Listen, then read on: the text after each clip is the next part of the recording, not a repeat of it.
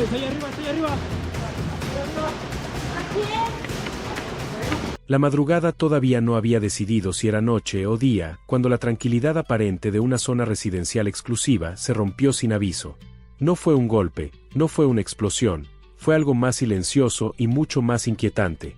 El sonido seco de botas avanzando al mismo ritmo, el chasquido metálico de seguros liberándose y una orden breve, contenida, dicha casi en susurro. Al frente de la operación, los murciélagos del ejército mexicano ya estaban dentro. La mansión de El Panu, uno de los operadores financieros y logísticos más discretos del entorno de los Chapitos, acababa de ser cateada. La residencia no estaba en un rancho perdido ni en una brecha olvidada. Estaba en una zona de alto nivel, con bardas altas, cámaras privadas y vecinos que jamás imaginaron que, detrás de esas paredes blancas y jardines perfectamente cuidados, se tejía una de las redes de información más sensibles del crimen organizado en el noroeste del país. Cuando el portón principal fue asegurado, nadie gritó. No hubo resistencia armada. Eso fue lo primero que levantó sospechas.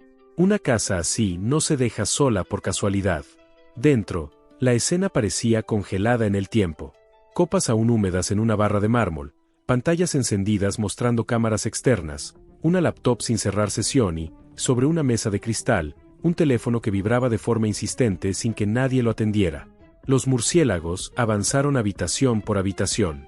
No buscaban armas, no buscaban droga. Buscaban algo mucho más valioso: información. El Panu no estaba. No había rastro de él desde hacía horas. Pero había dejado atrás demasiado. Documentos, libretas, dispositivos electrónicos, memorias externas y un cuarto que no aparecía en los planos originales de la construcción. Un espacio oculto detrás de un librero motorizado que conducía a una habitación sin ventanas, con aislamiento acústico y equipos de comunicación de grado militar. Ahí se confirmó lo que inteligencia ya sospechaba desde hacía meses. El Panu no era un simple operador. Era un nodo. Mientras los peritos comenzaban a clasificar el material, en otra ciudad, a cientos de kilómetros de distancia, alguien ya sabía que la casa había caído. Los Chapitos no se enteran por noticias. Se enteran por silencios, por teléfonos que dejan de contestar, por cámaras que dejan de transmitir, por rutas que se cierran sin explicación. Y ese silencio empezó a generar movimiento. En la mansión, uno de los analistas levantó un dispositivo que parecía irrelevante, un teléfono viejo, sin chip activo, escondido dentro de una maceta decorativa. Cuando lo encendieron, apareció una sola aplicación activa y un historial de ubicaciones guardadas manualmente. No eran direcciones comunes. Eran puntos en la sierra, brechas, casas de seguridad, y entre todos esos marcadores, uno resaltaba más que los demás. Estaba etiquetado con una sola palabra: Iván. En ese momento, la operación cambió de nivel. Porque Iván Archibaldo Guzmán Salazar no es un nombre que aparezca por error. No se escribe a la ligera. No se guarda sin motivo. El hallazgo no significaba una captura inminente, pero sí algo igual de delicado. Alguien dentro del círculo más cercano de los Chapitos había filtrado una posible ubicación reciente. ¿Te imaginas lo que implica eso? ¿Quién se atrevería a guardar algo así? ¿Protección? ¿Seguro de vida? ¿O una traición en proceso? Esa sola pregunta bastó para que el cateo se convirtiera en una operación de alto impacto nacional. Mientras tanto, afuera de la residencia, vecinos observaban desde sus ventanas sin entender por qué el ejército estaba ahí. Nadie sabía quién vivía realmente en esa casa. Para ellos, era solo un empresario discreto, amable, que pagaba puntualmente las cuotas vecinales. Esa dualidad, esa normalidad aparente, es justo lo que más inquieta. Los dispositivos asegurados comenzaron a hablar rápido. Mensajes borrados parcialmente, audios fragmentados, rutas de traslado con fechas recientes y una cadena de comunicación que conectaba la mansión con al menos 7 puntos distintos en Sinaloa y Durango. Pero había algo más. Un video corto, grabado de forma accidental, según los metadatos. En él se escuchaba una voz masculina decir: si algo pasa, el punto cambia, Iván no duerme 2 noches seguidas en el mismo lugar. Esa frase encendió todas las alarmas. A mitad de la mañana, la información ya estaba sobre la mesa del gabinete de seguridad. No se trataba de una filtración confirmada, pero sí de un indicio sólido. Y en este juego, los indicios matan. Fue entonces cuando se autorizó la fase 2. Vigilancia aérea, monitoreo de comunicaciones y cierre silencioso de rutas clave. Nada espectacular. Nada visible.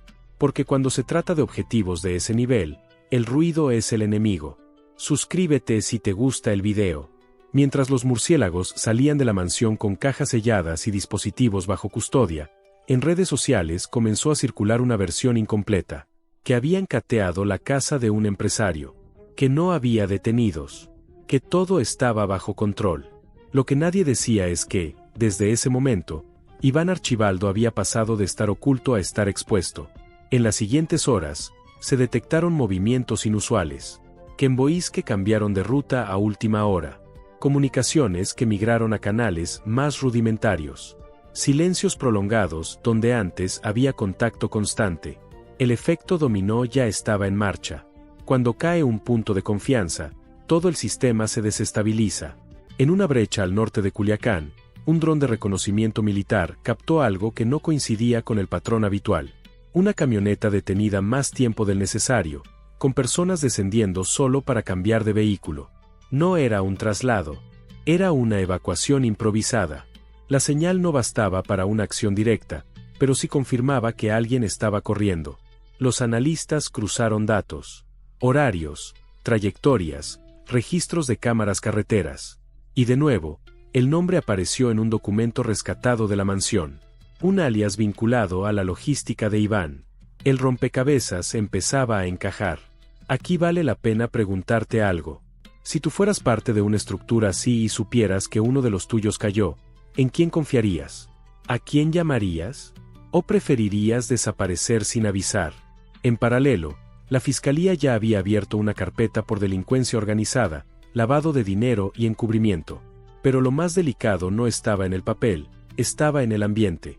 Porque cuando se filtra una posible ubicación de un líder de alto perfil, el riesgo no es solo para él, es para todos alrededor. La mansión del Panú quedó sellada, vigilada, convertida en evidencia. Y aunque oficialmente no se confirmó la filtración, los hechos comenzaron a hablar por sí solos. Al menos 3 casas de seguridad fueron abandonadas en menos de 24 horas. En una de ellas, se encontraron colchones aún tibios y comida servida que nadie terminó. El mensaje era claro. Algo se rompió. En los días siguientes, los chapitos reforzaron su blindaje interno. Cambios de escoltas, reducción de comunicaciones, desplazamientos nocturnos. Pero cuando una red se tensiona así, también se vuelve torpe. Y la torpeza deja huellas. Uno de los dispositivos asegurados en la mansión contenía algo más. Un archivo encriptado con acceso biométrico fallido. Tras horas de trabajo, los técnicos lograron abrirlo. Era una bitácora. Fechas, nombres clave y una anotación que heló la sangre de todos en la sala. Última ubicación confirmada, margen de error bajo, confirmar solo si hay respaldo. No decía dónde. No decía cuándo. Pero decía suficiente. El operativo no se volvió público por una razón simple. A veces, el silencio es la estrategia, porque no siempre se trata de caer con fuerza, sino de observar que se mueve cuando alguien cree que ya fue descubierto. Y mientras todo eso ocurría, la vida seguía afuera.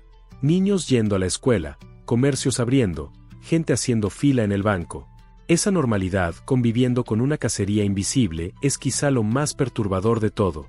Al final del día, una cosa quedó clara.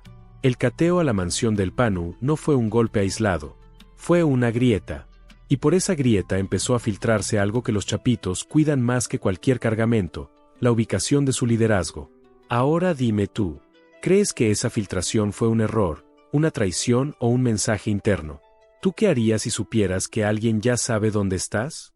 Porque en este juego, no gana el que dispara primero, gana el que aguanta más tiempo sin ser visto. Y mientras las autoridades siguen armando el rompecabezas, una pregunta flota en el aire como una amenaza silenciosa. Si ya se filtró una ubicación, ¿cuántas más existen? ¿Y cuántas personas saben algo que aún no ha salido a la luz? La noche cayó sin anuncios oficiales, sin conferencias, sin comunicados triunfalistas. Solo cayó, pesada, sobre una región que ya estaba acostumbrada a que las cosas importantes sucedieran en silencio. Después del cateo, la mansión quedó inmóvil, como un cascarón vacío, pero lo que había salido de ahí seguía moviéndose. No eran rumores, no eran especulaciones, eran decisiones tomadas a contrarreloj por gente que sabía leer señales. Y la señal había sido clara: alguien habló, alguien guardó más de lo que debía, alguien dejó rastro. En las siguientes horas, los centros de monitoreo detectaron un fenómeno que no se veía desde hacía tiempo. Apagones coordinados de teléfonos en zonas específicas, no por fallas técnicas, sino por voluntad humana. Decenas de líneas dejaron de emitir al mismo tiempo, como si alguien hubiera dado una orden precisa. Eso no lo hace un operador menor. Eso lo hace alguien que sabe que el cerco se está cerrando. En una brecha secundaria que conecta la sierra con la zona urbana, una cámara estatal captó un convoy improvisado avanzando sin luces. No llevaban el ritmo habitual, no iban escoltados, no imponían presencia. Avanzaban rápido, nerviosos, con paradas cortas, cambiando de dirección sin lógica aparente. Los analistas lo anotaron de inmediato. Cuando los grandes se mueven así, no están trasladando mercancía, están trasladando miedo. Dentro del material asegurado en la mansión apareció otro detalle que en un inicio pasó desapercibido. Una libreta pequeña, de esas que caben en el bolsillo, con hojas arrancadas de forma irregular. En una de las páginas restantes, escrita a mano, había una frase subrayada 2 veces. Nunca 2 noches iguales. No era una reflexión, era una regla. Y junto a ella, una secuencia de fechas que coincidían con desplazamientos recientes detectados por inteligencia aérea. La coincidencia ya no era casual. Mientras tanto, en colonias populares de Culiacán, comenzaron a circular versiones extrañas. Que había retenes fantasmas. Que hombres armados estaban preguntando por gente que ya no vivía ahí. Que algunas casas amanecieron abiertas, sin muebles, como si quienes vivían ahí hubieran salido deprisa, sin despedirse de nada. El miedo no gritaba, se deslizaba. En una de esas viviendas abandonadas, elementos de seguridad encontraron algo revelador. No armas, no drogas. Un pizarrón blanco con marcas recientes.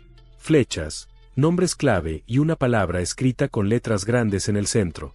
Repliegue. Eso confirmó lo que muchos ya intuían. La filtración no había provocado una ofensiva, había provocado una retirada. Y cuando una estructura criminal se repliega de forma tan abrupta, no es por precaución, es por desconfianza interna. Aquí es donde todo se vuelve más delicado. Porque una cosa es enfrentar a la autoridad y otra muy distinta es no saber en quién confiar. Las llamadas interceptadas comenzaron a reflejar tensión. Voces que hablaban en clave, silencios prolongados, frases cortadas a la mitad. En uno de esos audios, apenas audible, se alcanzó a escuchar una frase que heló a los analistas. El punto ya no es seguro. Alguien abrió la boca. La palabra traición no se dijo, pero flotaba en cada conversación. En paralelo, los movimientos financieros ligados a El Panu empezaron a congelarse. Cuentas que dejaron de recibir depósitos, transferencias canceladas a último momento, empresas fachada que cerraron de un día para otro. No era un golpe económico planeado por la autoridad, era una reacción defensiva. Cuando una pieza cae, las demás intentan desaparecer. En una carretera secundaria rumbo a Durango, un retén militar detuvo una camioneta sin placas. Los ocupantes no opusieron resistencia. No traían armas visibles. Pero al revisar el vehículo, los soldados encontraron 3 teléfonos envueltos en papel aluminio, una práctica común para evitar rastreos. En uno de ellos, una conversación reciente hablaba de un cambio de último momento. Iván no va para allá, se canceló todo. No decía a dónde iba. Solo dejaba claro que el plan original había sido abortado. Eso significa algo muy concreto. La filtración sí tuvo efecto. Las horas siguientes fueron de vigilancia constante. No hubo detenciones espectaculares, no hubo enfrentamientos. Hubo algo más efectivo, presión. Presión silenciosa, constante, que obliga a cometer errores. Y los errores empezaron a aparecer. Un dron militar detectó luces encendidas en un rancho que llevaba semanas sin actividad. No eran fogatas, eran generadores. El lugar no figuraba en ningún registro reciente, pero sí aparecía, curiosamente, en uno de los mapas digitales encontrados en la mansión del Panu. El punto no estaba marcado con nombre, solo con una X discreta. Como si quien lo guardó supiera que escribir más sería peligroso.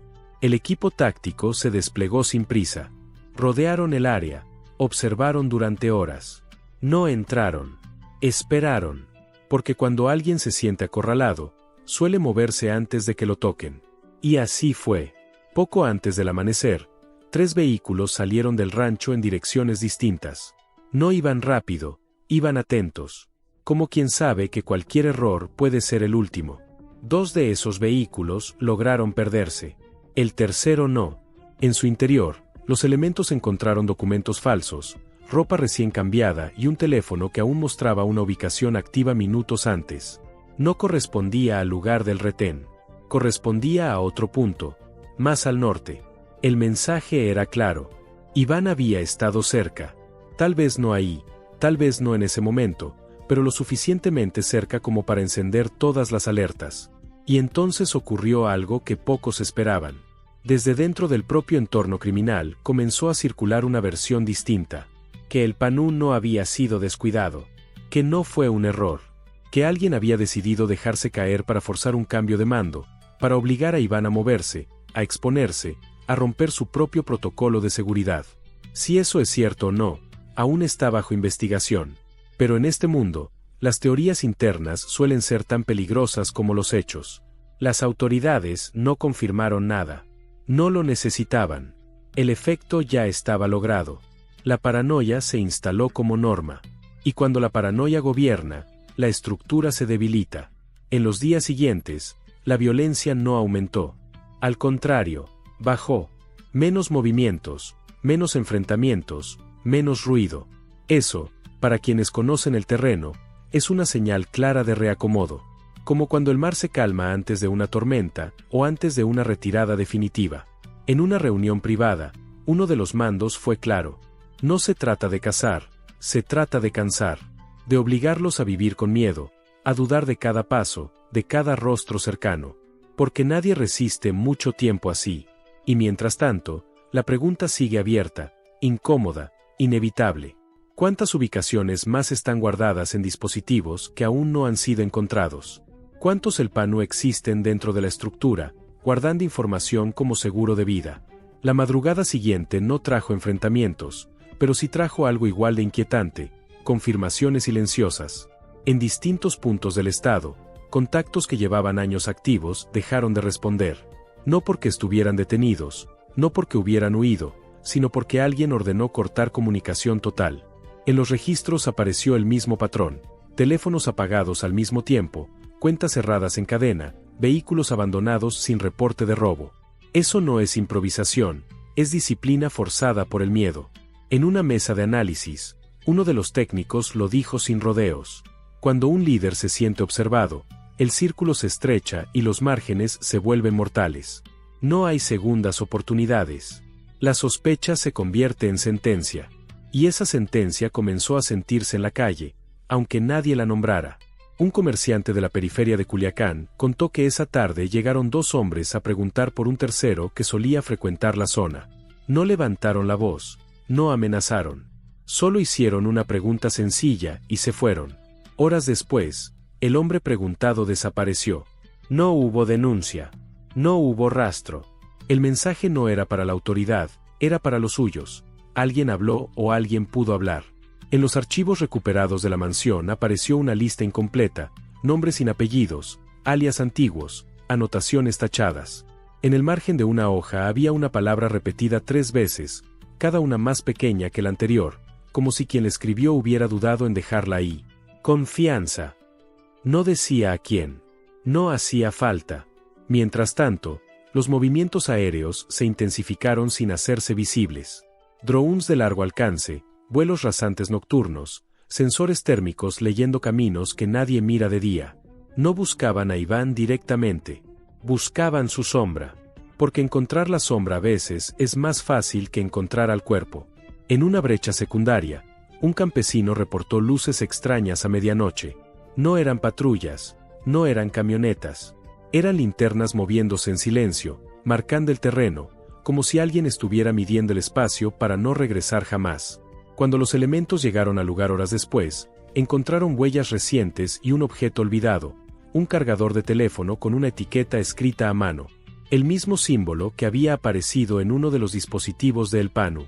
La coincidencia ya no admitía dudas.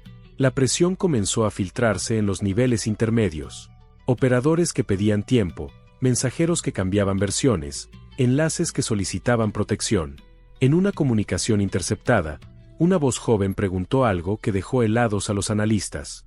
¿Y si mejor no salimos? Nadie respondió. El silencio fue la respuesta. Aquí conviene detenerse un segundo y pensar algo. ¿Cuántas personas creen que están dentro de una estructura invencible hasta que sienten el piso moverse bajo los pies? ¿Cuántos confunden lealtad con supervivencia? Piénsalo tú. ¿Aguantarías en un lugar donde cada llamada puede ser la última? La reacción interna no tardó. En un rancho al sur, se escucharon detonaciones aisladas que no correspondían a enfrentamientos.